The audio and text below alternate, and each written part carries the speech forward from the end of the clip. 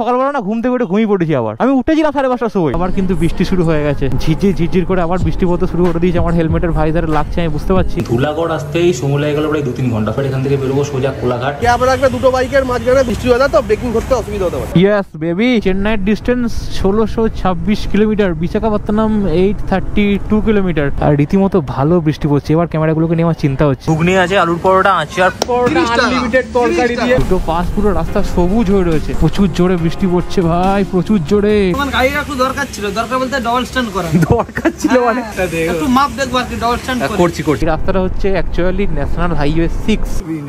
জুতোটা ভিজে গেছে। লোধাশুলি জঙ্গল, এদিকেও লোধাশুলি জঙ্গল। নিজের আলোটা মুখে পড়ছে, কি যে আরাম লাগছে। একটু শরীরটা একটু উষ্ণতা পাচ্ছে, এতক্ষণ ধরে পুরো ঠান্ডা।